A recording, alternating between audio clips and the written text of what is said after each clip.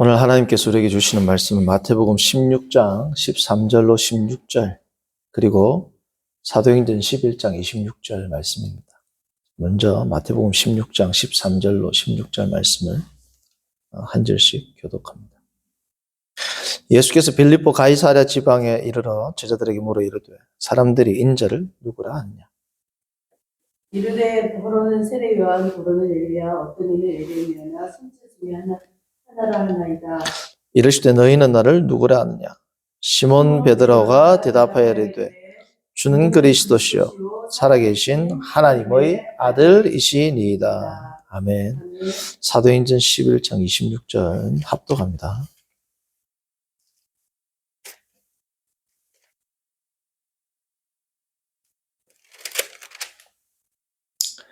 시작.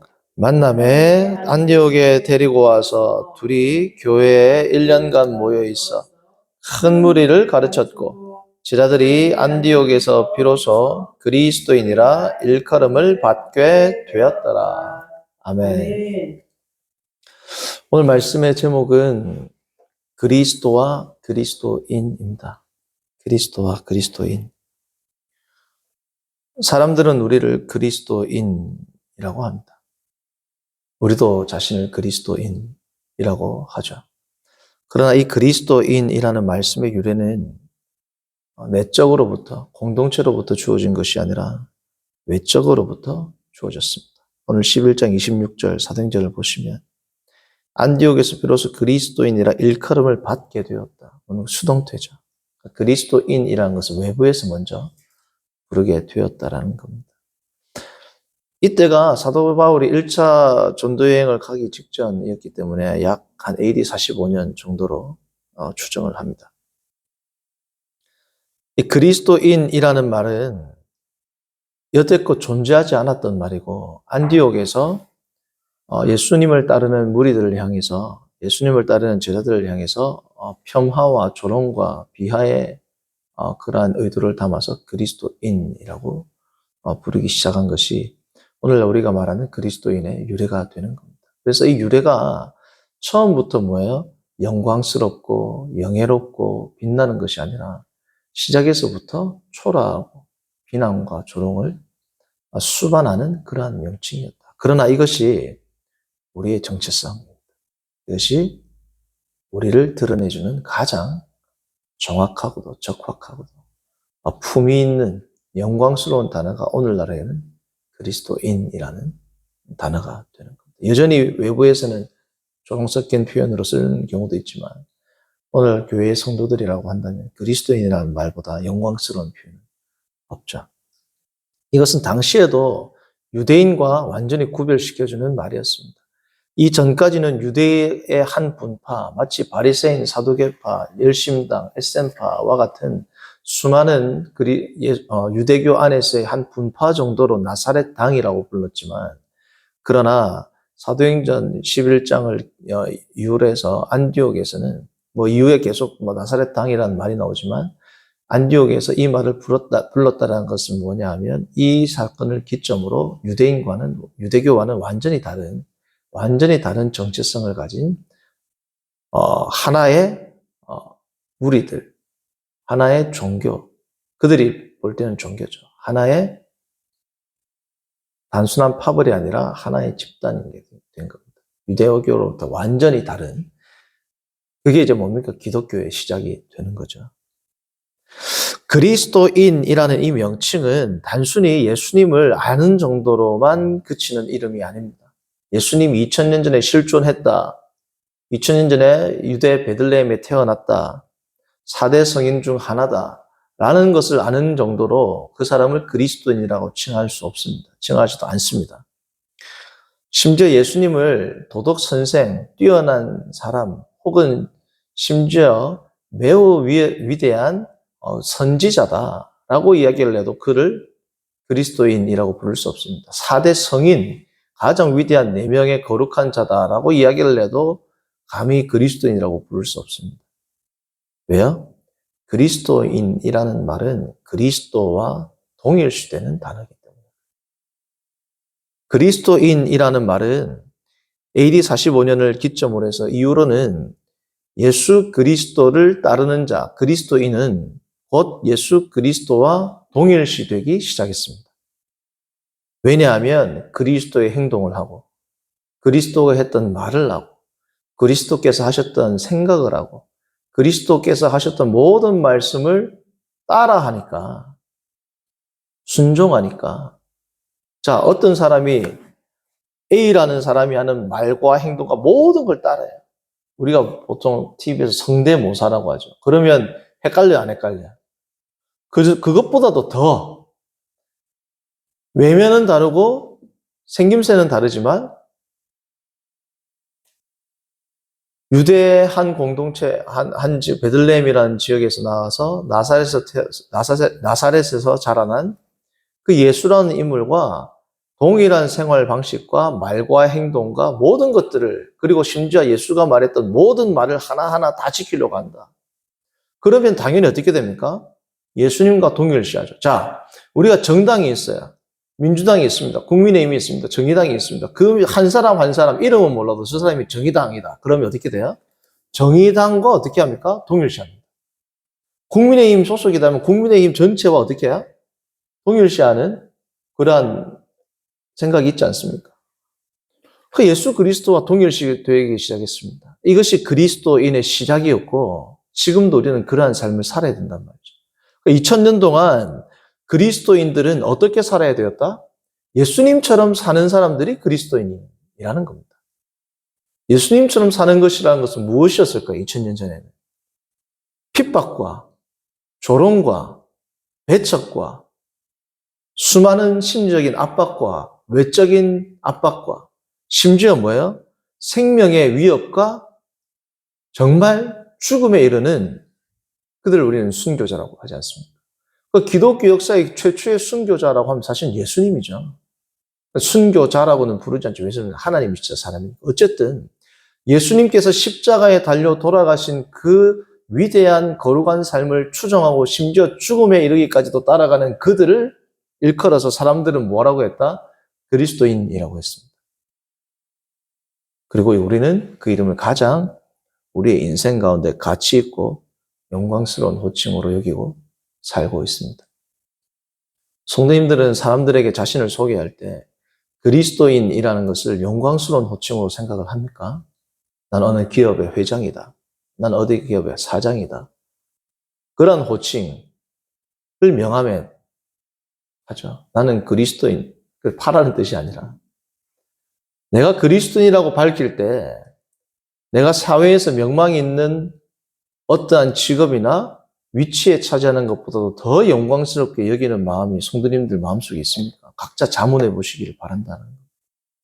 내가 그리스도인이라는 것을 난 드러낼 때 얼마나 나의 마음 가운데는 뿌듯함과 영광스러움을 담아서 나는 그리스도인입니다. 나는 신실한 크리스찬입니다. 나는 born again, 나는 거듭난 그리스도인입니다.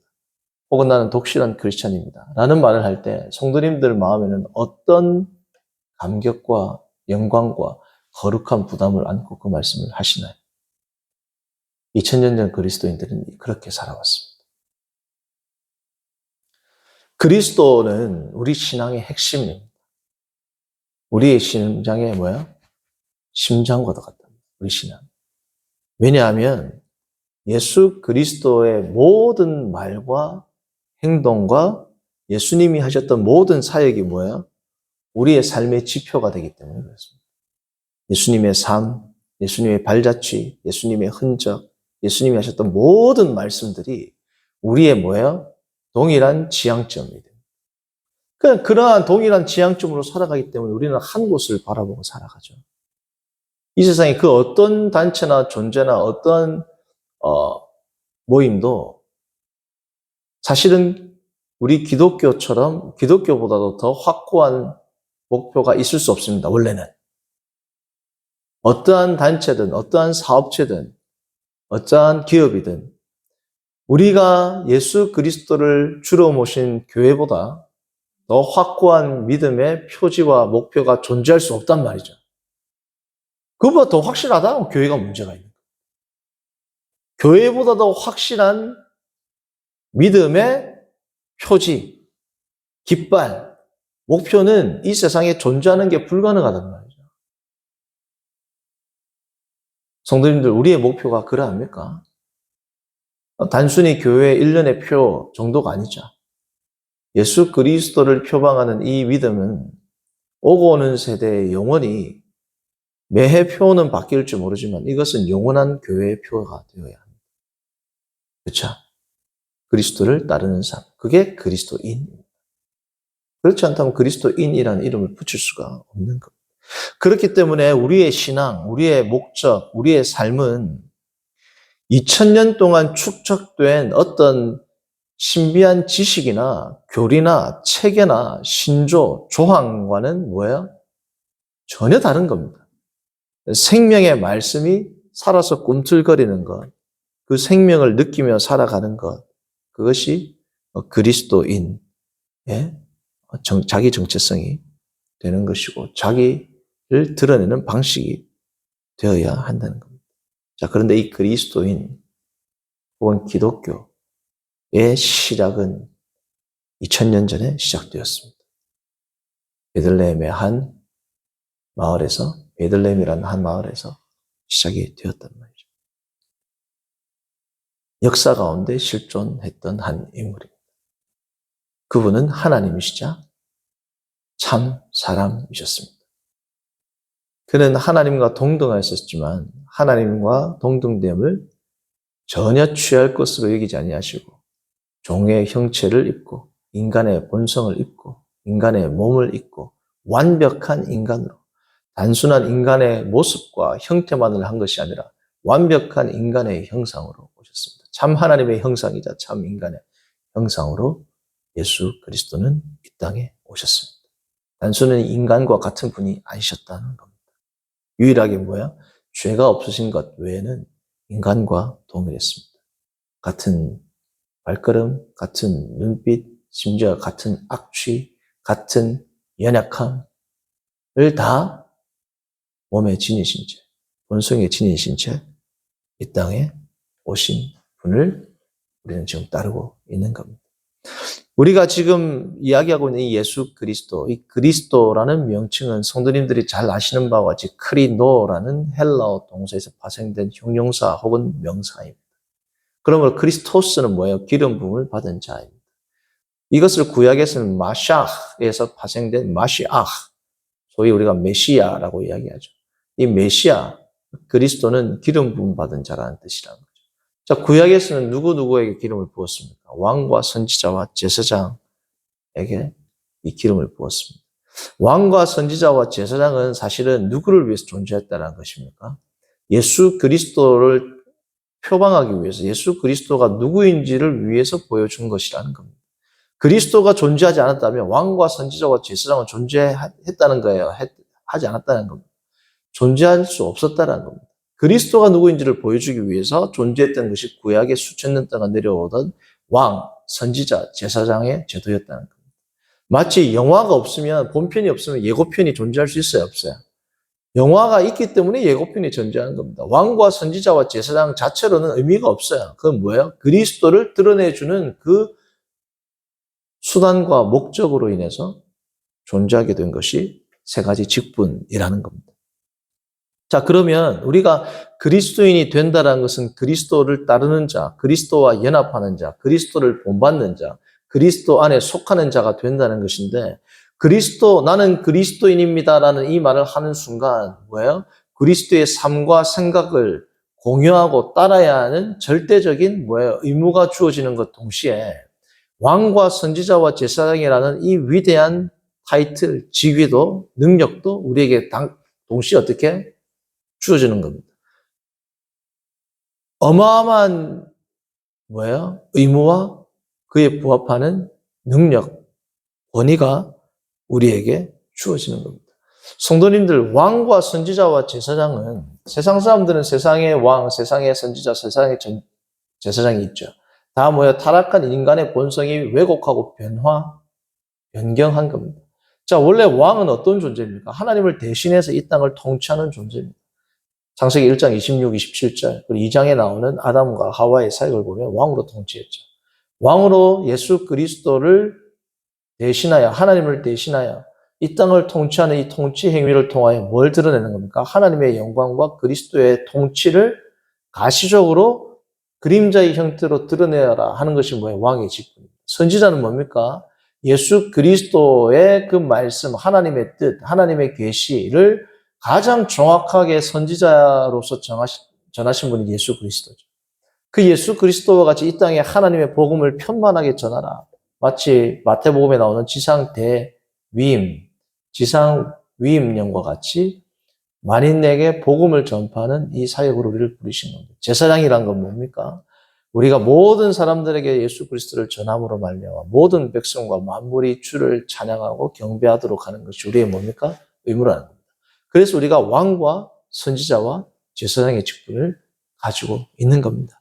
성도님들, 우리는 예수 그리스도 안에 속하는 이 위대한 삶을 살아가는 동시에 내 입으로 예수님을 주님이라고 부르는 동시에 내가 예수 그리스도를 주로 따르기로 작정하는 동시에 내가 예수 그리스도를 나의 머리로 모시고 유일한 소망으로 모시고 유일한 삶의 지표로 삼고 살아가겠다라고 생각하는 동시에 우리에게는 뭐예요?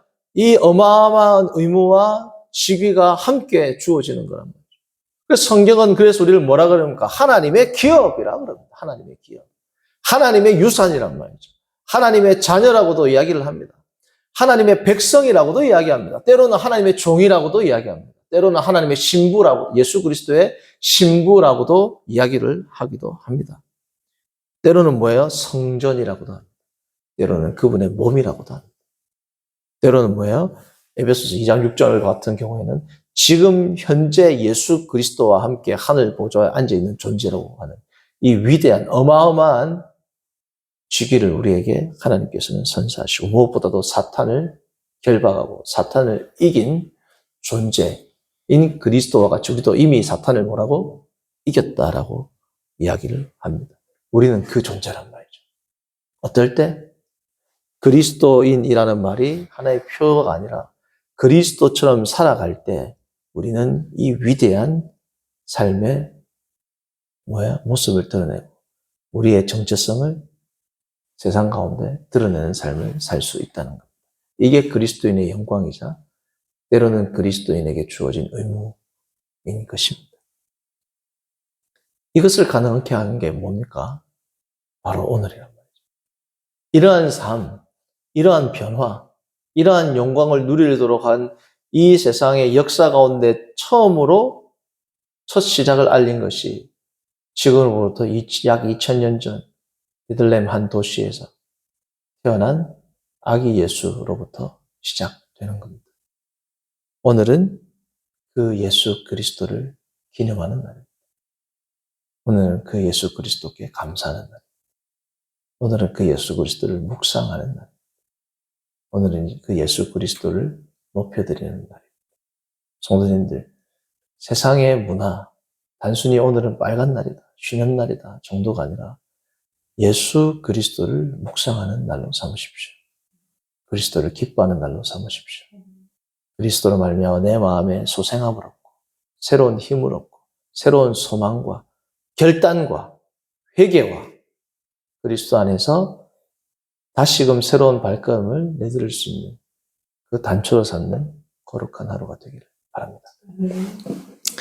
선하신 하나님 아버지, 오늘 우리가 예수 그리스도의 말씀대로 살아가는 그러한 자들 그리스도인이라고 부른다는 것을 다시금 생각했습니다. 예수님께서 베드로에게 물어보았을 때 사람들은 나를 누구라 하느냐라고 했을 때 사도 베드로는 주는 그리스도시요 살아계신 하나님의 아들이라 라는 정확한 믿음의 교리의 표현을 하였지만 이후에 그리스도와 다른 생각을 했을 때는 바로 사탄이라는 책망을 들었듯이 우리의 삶도 예수 그리스도를 믿습니다라는 나의 이 말이 예수 그리스도를 대적하는 말이 되지 않도록 인도하시고 그리스도를 따르기를 힘쓰고 애쓰는 것뿐 아니라 모든 예수 그리스도의 말씀에 순종하고 그리스도의 행동을 따라가며 그리스도의 발걸음을 뒤쫓는 거룩하고 복된 성도들, 참 그리스도인으로 주님 앞에 설 수 있도록 인도하시고 오늘은 그것을 결단하고 한 해를 되돌아보고 예수 그리스도로 말미암아 다시금 새 힘을 얻고 무엇보다 그리스도 삼위일체 하나님을 높여드리는 거룩하고 영광의 날 될 수 있도록 인도하여 주옵소서. 아멘. 예수님의 이름으로 기도합니다. 아멘. 아멘. 준비하신 헌금 50장 하시면서 하겠습니다.